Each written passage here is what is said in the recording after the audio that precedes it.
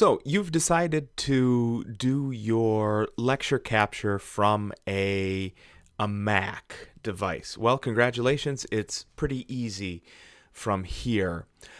Here's some things you're going to have to know. If you have a desktop, so if you have an iMac, or if you have a laptop, the best scenario here would be to move it as close to your face as possible, or to simply plug in whatever headphones came with your phone into your device. Whatever phone it is you have, this is not the time to start some sort of debate as to what kind of phone is better. Whatever headphones it is that you got with your phone is going to be leaps and bounds better than listening to you record with all the noise happening in your room, because that's what your Mac microphones are going to pick up. So before you get anything else started, go plug in your headset into the back or the side of your Mac before we get started. Now, once you've done that, you are going to need two applications, both of which you either already have or you should already have. I'm right here, I'm clicking on my desktop so that up here you can see I have Finder. I'm going to go to the Go menu and go to Applications. Now, yours is clearly going to look different than mine, but we are going to look for two applications here. One of which is PowerPoint. It doesn't matter what version of PowerPoint you have. It can be 1,000 years old. We're just going to use it to create a placeholder screen. The other thing we are going to use is Quicktime Player. We are going to use QuickTime to actually record the video. Now, I can tell you that there's going to be a little bit of a difficulty of me showing you how to use QuickTime Player here, because I am using QuickTime Player to actually record the recording that you're looking at right now. So this is going to get interesting, but I know that you won't care as much. So first things first, let's go get our PowerPoint ready. So let's double click PowerPoint and get that to open. It really doesn't matter what template you use. Now, I could not get PowerPoint to boot me out, but if it says that you need to sign in to use PowerPoint, you will sign in using your S number at rockvalleycollege.edu. It works more often than if you use your first initial dot last name at rockvalleycollege.edu. So I would use S number or E number at rockvalleycollege.edu, and that should allow you to sign in. I am just going to go quick and dirty and pick Madison because I only have 3 themes to choose from, Blank, Madison, and Atlas. So I'm going to double click on Madison and say create, and we're going to give it just a moment. All we're going to use this for is to create a splash screen, something for our students to look at while we are talking our way through the lecture. So this is typical PowerPoint. I'm just going to call this CIS 276, Chapter 5, and we can call this Selection 1, because probably I'll have more than one podcast or video or whatever you want to call these that I have to put together.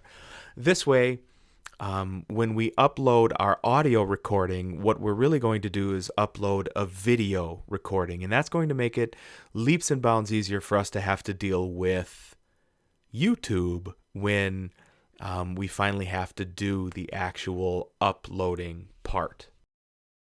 So now I've had to switch over to my default system audio. So probably you can tell that there's a bit of I'm going to call it a quality difference between what I sounded like previously and now.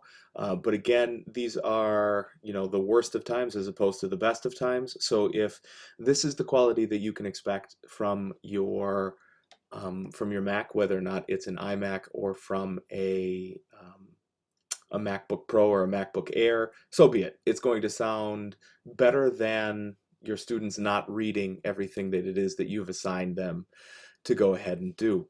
So I'm going to leave PowerPoint, and I'm just going to click any place on my desktop, and I'm going to go back to Go, and from there I'm going to go back to Applications. This time, instead of PowerPoint, what I'm going to want is QuickTime Player. So from here I can say QUICK, and there it is, QuickTime Player.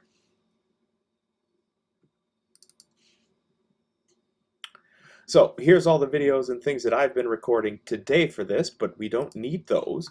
So I'm just going to close that. Up here under File, what we're going to look for is New Screen Recording. Now, we are going to get, I'm going to move this window up here so you can see it. I'll try to position it where it's obvious and we can see. There are some options here you are going to want to play with right away. First and foremost, click on Options and make sure that I always put everything in Documents. If you just allow QuickTime Player to record and then show you the recording, it is going to endanger you from accidentally hitting close and losing your recording. So I've done that far too many times to be calm about it. I always switch this to Documents. So that's first and foremost. Again, under Options, you will have a built-in microphone. That's the one probably happening here. But if you have a microphone plugged in, you can select that. If you plugged in the microphone, so the headphones that came with your phone, you would see those here as headphone microphone. Also, if yours does not say show mouse clicks, it's nice to have a little yellow floating mouse pointer that's easier for the students to see.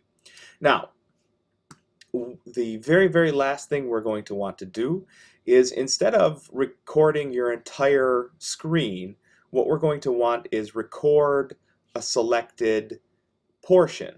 So if we click on this, we're going to get a little set of crosshairs. And I'll pull those in so you can see them here. I've been recording all day, so these were a little bit bigger than the window I was recording off of, but you will absolutely be able to see these crosshairs when you click on Record Selected Portion. Now, my suggestion is, let's take that selected portion, let's take those grab handles, and let's move them down inside of this PowerPoint presentation slide, because we don't need to record the actual presentation at this point. All we need to do is record this portion so that the students have something to look at while you're talking. Now, I cannot hit record because it's going to stop my other recording, which is going to disrupt my calm. But if I hit record, you're going to get a little countdown, 3, 2, 1.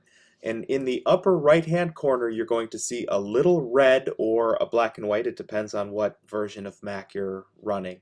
You're going to see a little red recording button. It'll look like a circle with a square inside of it.